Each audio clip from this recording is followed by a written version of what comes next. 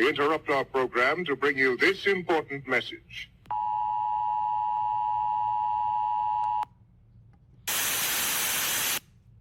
I'm back.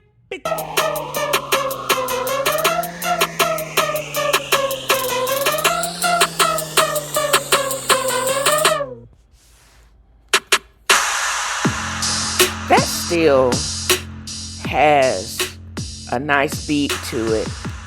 Still seated twerking to bounce. New Year.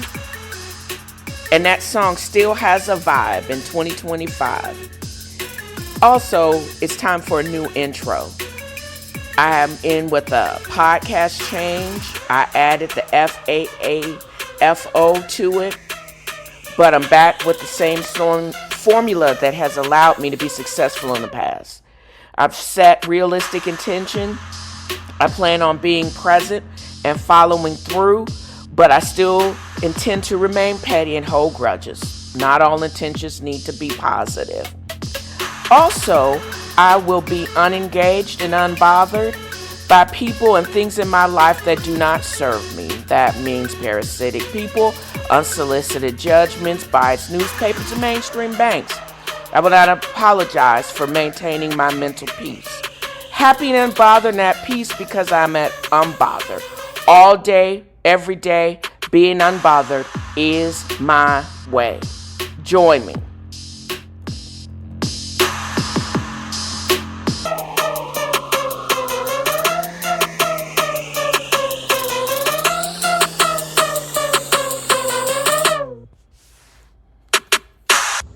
To my homegirl, Laquita J.L. Moore, Najee.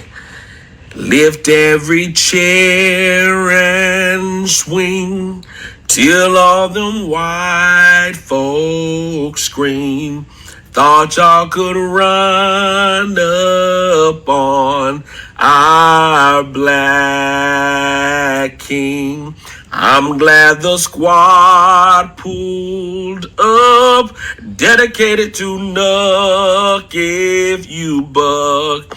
May it resound loud as the rolling sea. Throw your hats high in the air until Unc comes with the chair. Swim the seas until our cousins come and they rescue me. Let this be a lesson to y'all.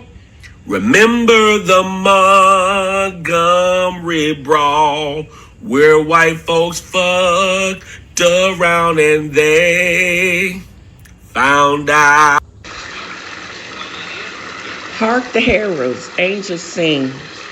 Glory to the newborn king. Yep, I am in the wrong season, but Easter is now vastly becoming a favorite of mine. I guess it's actually always been, although I personally have lost, like most Americans, I guess, have lost the meaning of the season behind all the commercialization. I talked to my sister not too long ago about Easter dresses and how we used to have the frilly one. I'm still mad about I can't remember if it was Lerner's or Montgomery Ward or Sears even bought frilly dress that I outgrew and that was passed on to cousins, of which I never got it back. I wish I actually could or had been allowed to keep that dress. I remember it to this day, had a red velvet top, A-line pleated, organza bottom, puffy sleeves to match my black petalette shoes with the fold-over socks with the lace around them. I thought I was the ish. And it wasn't, of course, about Easter and memorizing my Easter poem or whatever, or even the basket. It was just, the dress itself was pretty. And then as you get older, either you're working during that particular time or you're not, or you're in school or you're not. And I just decided to go back, but I also reaffirmed my decision not to return for another term or another term at this particular school. I'm not sure if it's just because I'm still doing some prerequisites that I've become disillusioned with the online schooling process. And after finishing this project and actually having to suffer through another week of assignments when it should have been either or, it's good that I'm not coming back because I could actually reflect on other things like my podcast and getting into more details. But I did not go to church. And I could have just signed on to my online church, the Potter's House in Dallas, but I decided not to do that. For some reason, it fell on my mind as I was dancing in my car to Where Them Fans At, or Boots on the Ground, that I decided to look up and see where was the greatest story ever told available. And it is available on YouTube TV. It was on TCM, and I did not realize that the 1965 version almost didn't get made. This is also one of those films that it used to play just like It's a Wonderful Life and The Wizard of Oz back in the day. And I did not know the history of this film, how it was based on a very secular book. Of course, it's about the Passion of the Christ, which is another movie that I don't think I will actually be able to watch again. But this movie, I did not know that Fox withdrew funding for it because the time was overrun, the budget was overrun, and it had everybody and their cousin in this film, including Sidney Poitier, Telly Savalas, and John Wayne. John Wayne actually had some great words for it because the idea of being able to be guided by the director of that time was in his career was great for him. More so, the same iteration came from Charlton Heston, who I did not realize was in this movie.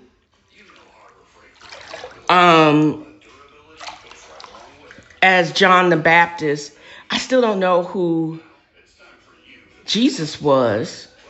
Who was Jesus with them blue eyes in the middle of the desert in Africa or in the Middle East at that time? Such racist. This was a product of 1965.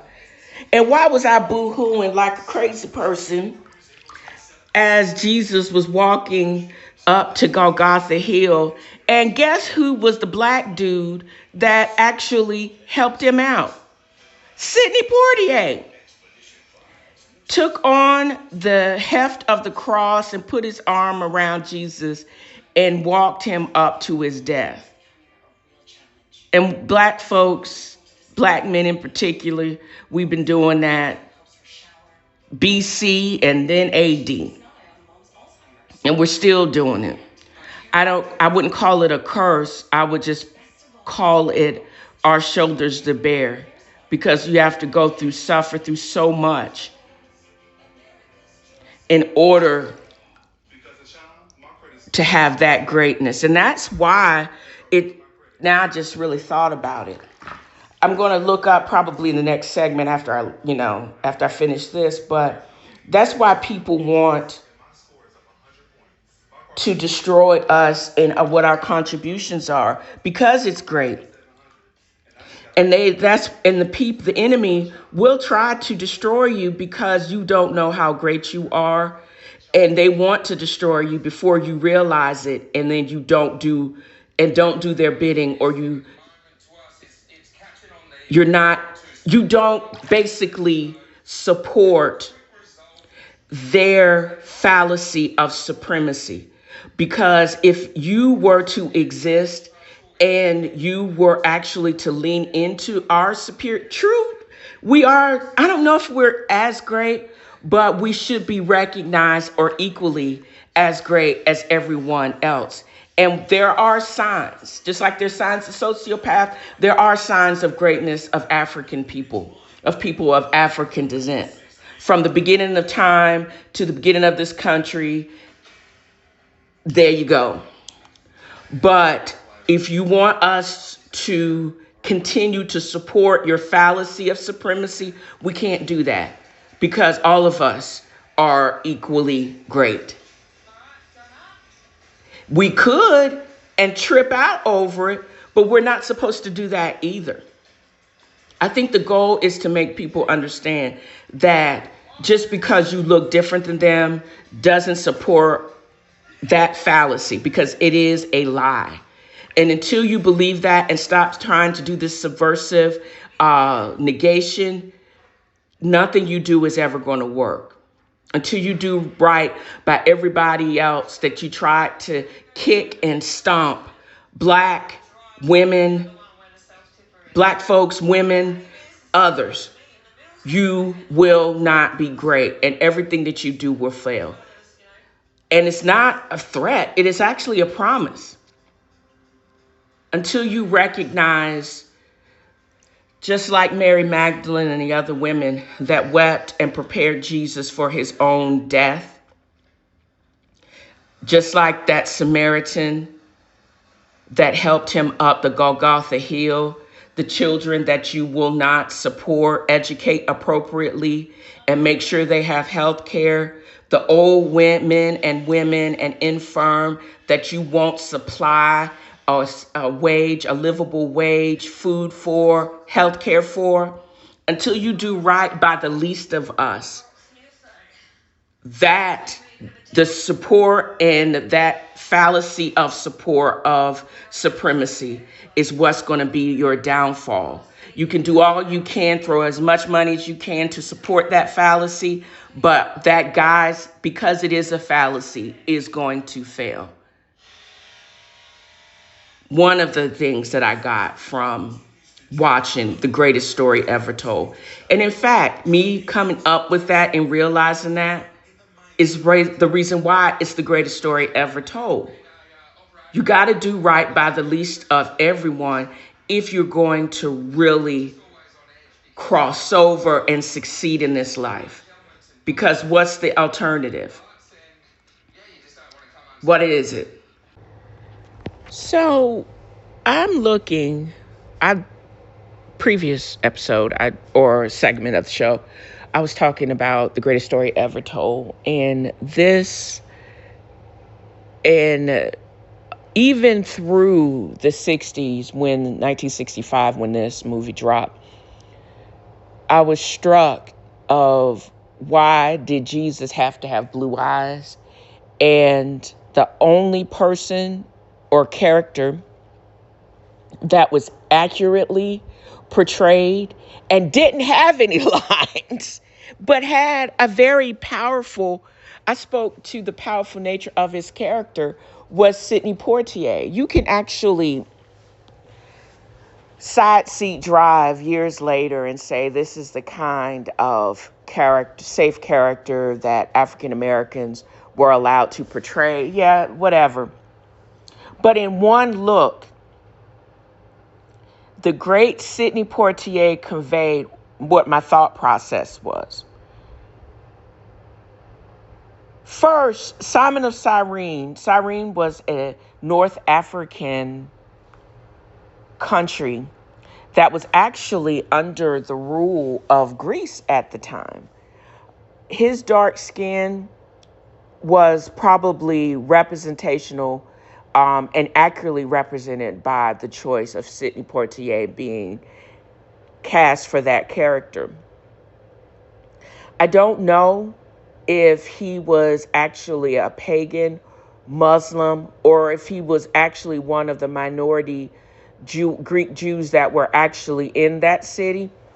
But he was very far from home to end up near Calvary and being compelled to carry the burden of the condemned Jesus of Nazareth.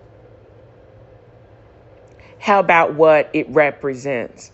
Number one, with one look, he conveyed what I was thinking. He looked around that audience of all them white folks, all them white Jewish folks, and he was like, why y'all pick me? I guess he stood out like a sore thumb because of his sable skin. Fine at the time. Young Sidney Poitier was fine. And he looked at the condemned, whipped on, thorned Jesus, and he was compelled by the Roman soldiers, probably stank Roman soldiers, because, they don't wash their legs. And the greatest man, the story of the whole film, looked around at this group of extras and was like, nobody else gonna help your own dude? He just celebrated Passover. He is an observant Jew, and y'all basically condemn him because he didn't come in the form that y'all thought. And then Pontius Pilate and all them, y'all basically, he very well is the Son of God and is God incarnated on this earth. But y'all going to condemn him. None of all of y'all have missed the point. Which the point is, the burdens of the majority, because y'all missed the point, I've been made to step up to actually shoulder this burden of sacrifice. And it's going to be telling that I'm going to have to continue to do this for the diaspora through history. That's what that meant. Both of y'all missed the point. If y'all had basically been able and compelled to think outside of the box and been able to usher in a level of enlightenment that we've never would have known and could have, we missed the bucket. Can you imagine if the Romans had gotten their heads out their ass and recognized him as the true king and great sovereign here on earth and ushered in this new level of existence? But they were so primitive and so caught in their own selfish ways that they and the chosen people completely missed the point. And that's what we're actually dealing with now. Some 2,000 centuries later, we still are making up or still having to recover from that curse and that embarrassment of Calvary. Easter means so much to so many different people, but if they just would click that and recognize their part in that mistake, that is like, it goes from the greatest story ever told to the biggest mistake in humanity. And if they look at it that way, I don't think they would be so, people wouldn't be so judgy. You think? This is the last tidbit of my just contemplation of Easter week. Easter is a culmination, and it's a Christian high holiday. No matter where your walk is with Christ and with God, it's all on you. This is the end of Lent, and after having the most decadent meals for the last couple of days, I get it. I didn't realize that Ash Wednesday is the beginning of the Lent season where you're supposed to reflect on sacrifice and the sorrow of sin, etc. And Easter Day, which is Resurrection Day, is the culmination of the 40-day Lent season. What exactly did I give up? Kind of easy, because I don't eat as much and I don't drink as much, and everything we're protesting or we're boycotting. So if somebody gave up McDonald's during this period of time, cool, because I haven't been to McDonald's. I slipped and went before I knew we were actually boycotting it. If you want to go like on a retail blackout, yes, I did that. I didn't know I was participating in Lent, giving up stuff because it is in line with not buying stuff and not, we gave y'all, we tried to anyways. We tried to tell y'all peacefully how to talk to us. We did it through DEI, you made and woke, and y'all made it now a curse word, and y'all did that. So now people like Target are getting sued and having to cut off the air conditioning because you don't get the same foot traffic, because you forgot that we, in spite of the fact that we don't get paid the same as y'all, and we haven't been paid the same for y'all for over 400 years, we still have a $2 trillion deep pockets. So good luck with all of that. That's why Costco looking at y'all sideways, because they don't care. Really? You want us to basically renege on something we should be doing because we don't want to be trash human beings, and you want to make all white people look like trash human beings? Stop it. But we get it. So it was easy, I guess, for Lent. I didn't even know we were in Lent season. I didn't know Ash Wednesday was 40 days ago. And this is why I celebrated with the most crispiest porchetta, the best red wine from the coastal California, and a salted baked potato topped with caviar and some oysters from Island Creek. This is how I break my Lent, not knowing this is how you would celebrate Lent, by breaking a fast and whatever you gave up. Because I gave up a lot and it was easy because I didn't need it anyways.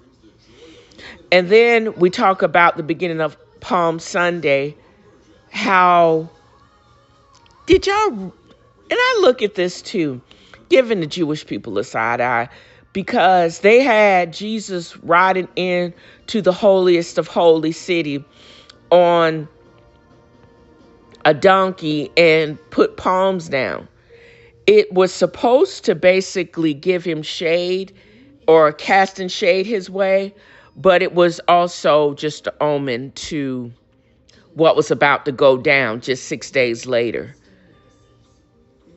Passover was the Seder, the Last Supper, that he celebrated with his apostles, his followers. Take, eat, this is my body. Basically, giving them the prophecy of his impending death the next day, because the same people sold him out to the Roman kingdom. And how crazy it is. If y'all just had listened to him before y'all actually crucified him, y'all would have been ushered in the greatest empire of the world, because y'all became the Holy Roman Empire. It took y'all a minute, but it took you, it wasted time and energy, and y'all had the Christ. He did not want to be king of anything. He just wanted to save our souls. But y'all foots around, basically humiliated him with crucifixion, and then let his own people sell him out.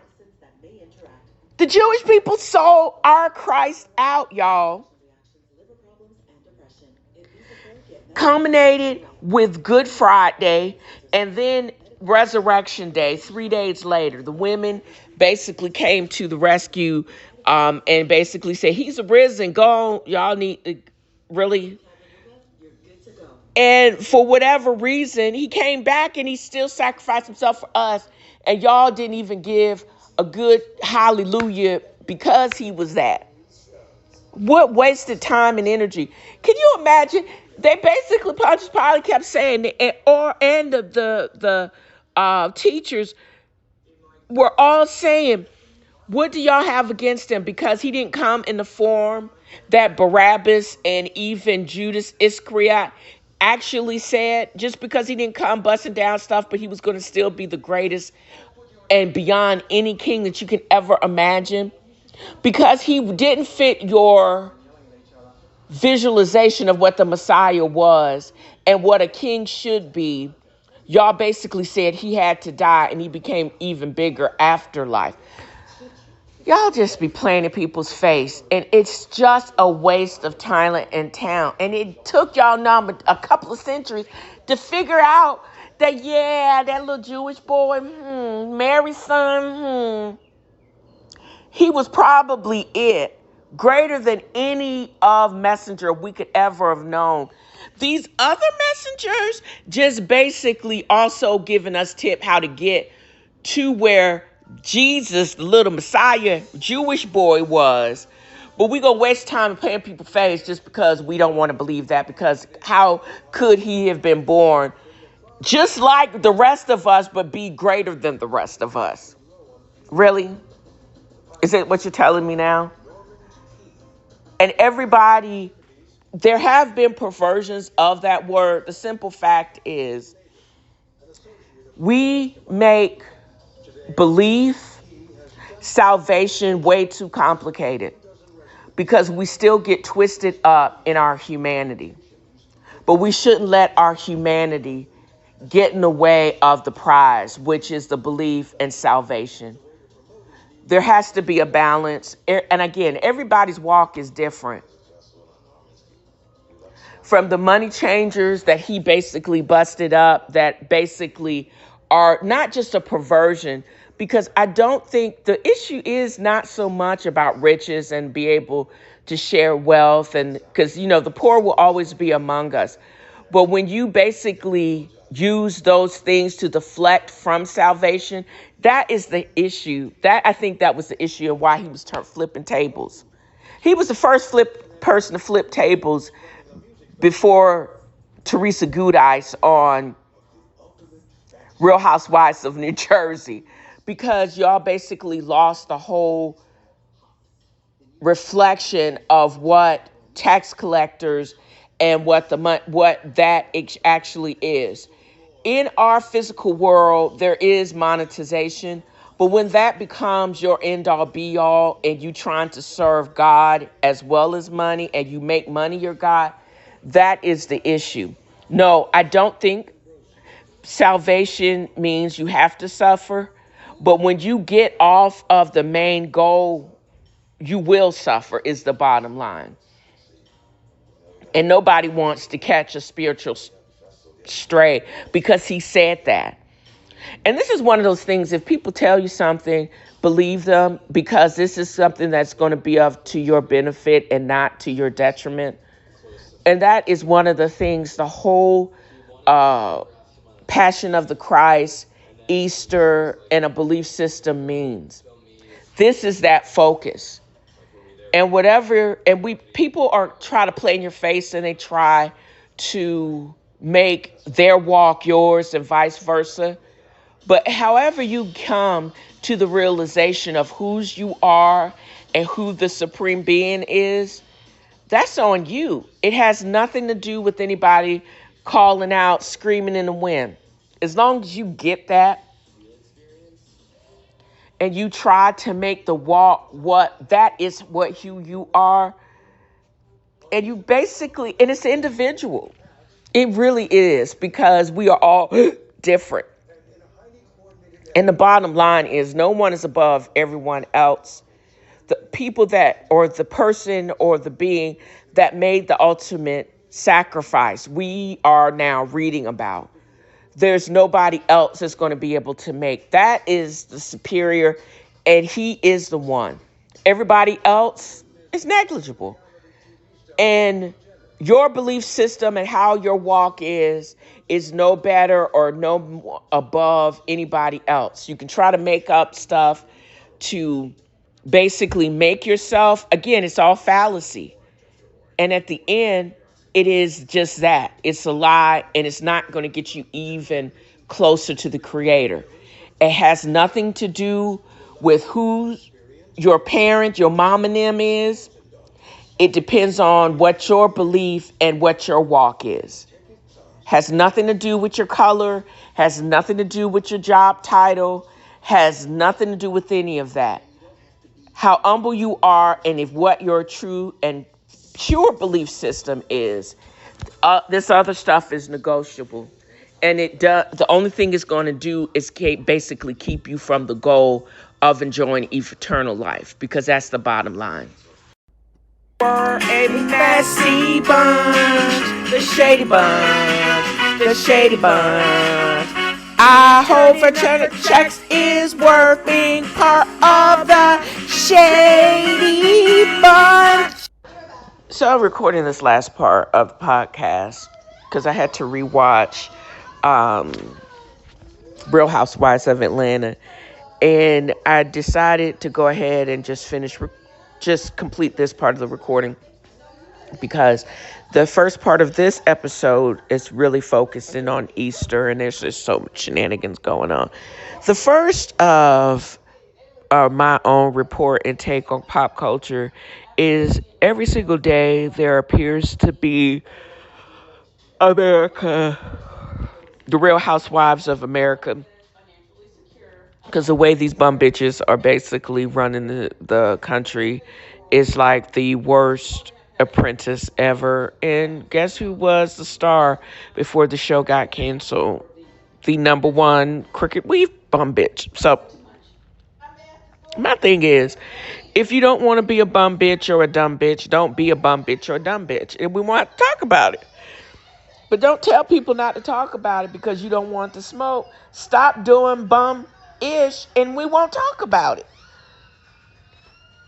But you can hear in the background, and I'm so sorry for that. I'm probably going to have to turn it down just a little bit more because these bitches are loud. But I also like how the approach to the Chinese, they were like, I don't want this smoke. We have been here BC 5,000 years. We got 5,000 years on us. Y'all have been on in the game for about 250 years. Shut up and get out and stop playing in our face, because we will be here before the terror. We will be here before you get locked up. And it's basically you selling it off so we can basically buy y'all at a bargain rate. Y'all trying to you do realize that, all this insider trading shit is gonna get all of us got. You can't basically say, do you realize that the number one bum bitch in charge basically refinance all of his shenanigans and then he claims bankruptcy? How can you be a billionaire and every company that's in your name files for bankruptcy, Chapter 11, belly up? How is that possible? Because you don't pay your bills. And you're basically running one of the biggest economies in the world, just like you ran your own companies in the ground.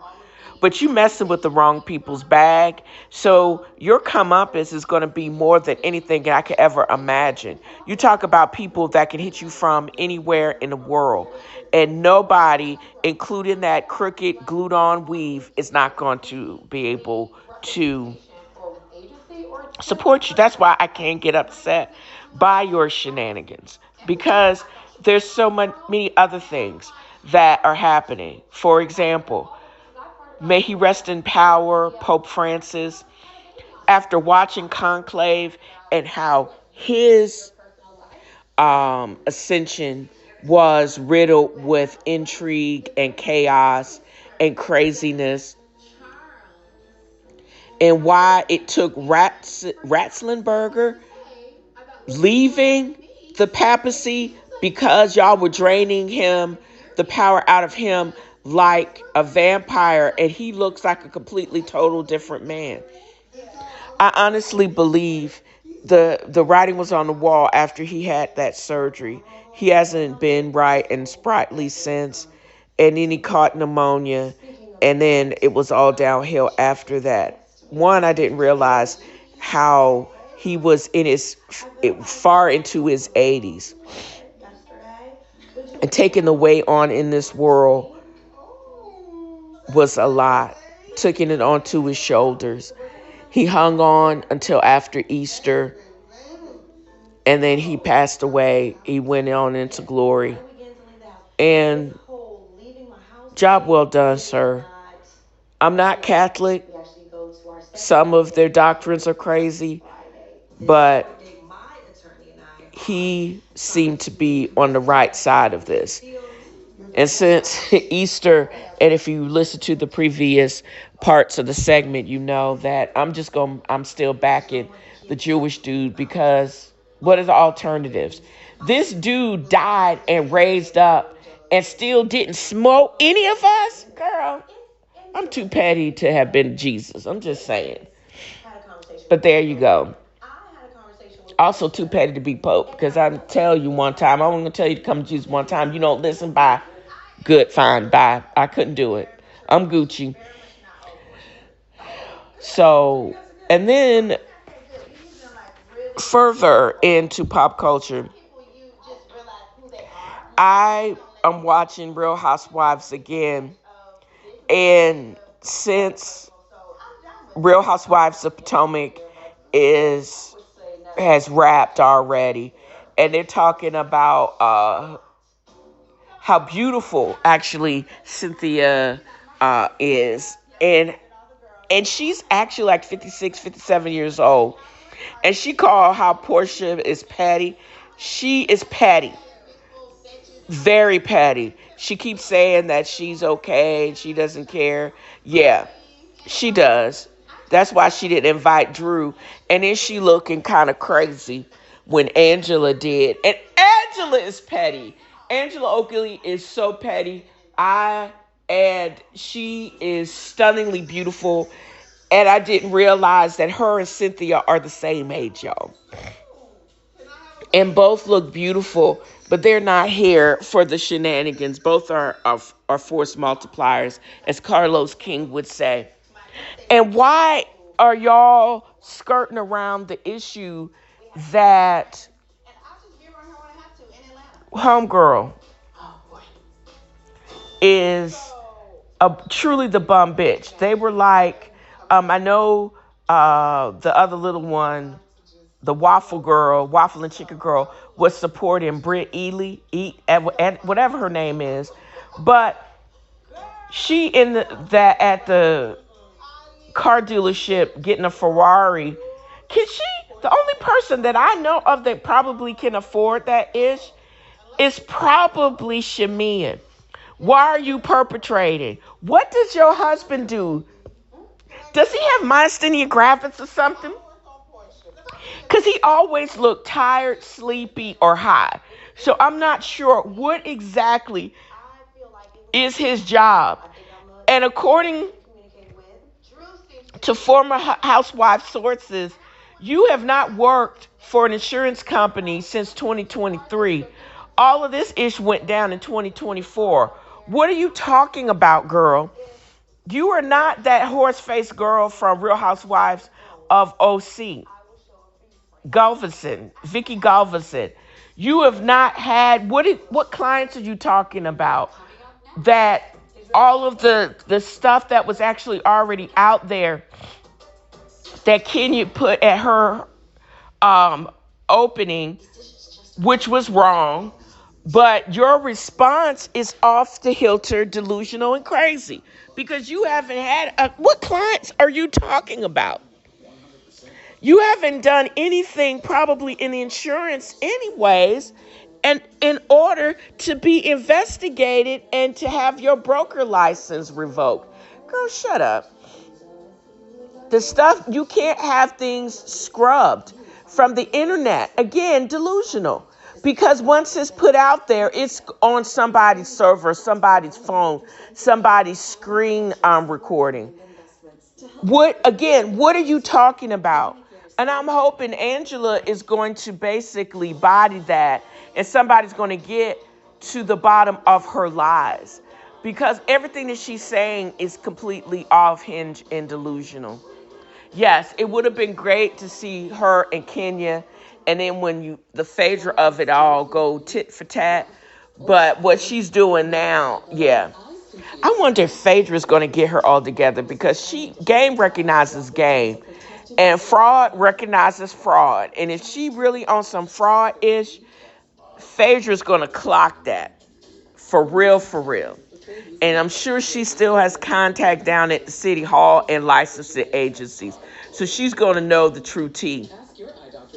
One, because she's vicious on some get back and petty. So I'm waiting to see all of that. But what I'm seeing now and how they're dancing around the stuff and how petty Porsha is so petty. How is Porsha going to have that big house in Nashville? And you go to Nashville of all places and you put that girl in that romper room and say, oh, you're fine. No, you ain't fine. You just as petty as all get out. And you mad because Drew beat you to the Dennis storyline.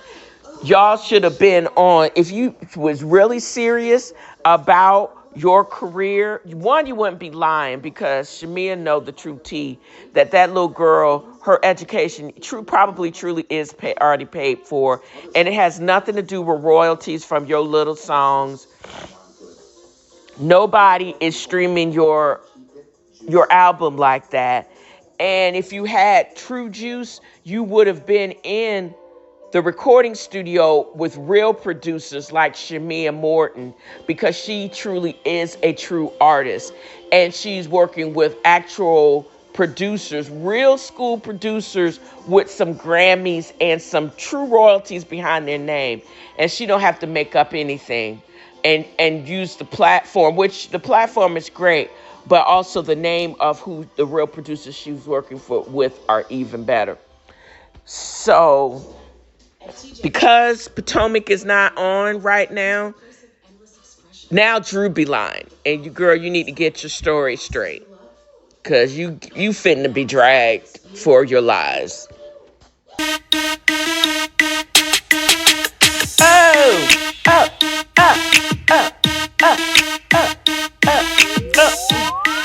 You can take the girl out of the hood, but you can't take hood music out the girl. But I'm going to end this with a word, just as I started this podcast. Do or do not do. There is no try. And that's a word from Yoda. I hope I have conveyed just how much fun I have had in creating this podcast. I've got my mojo back. Just set your intention or reset your intention. It could be daily if necessary. Mine is peace. No mental dumping over here. If I'm acting like I'm not listening, I'm probably not. I'm not your therapist. I'm not a therapist. Keep the crazy to yourself, child. You do you and leave me be. The sooner you figure that ish out, the happier you will be. So this is what I want to convey in this podcast. And that wraps another of F.A.A.F.O Has a Fro.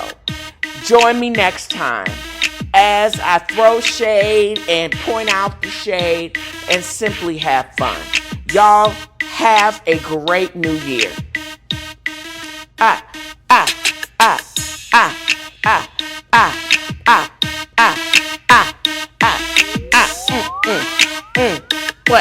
What, y'all? What?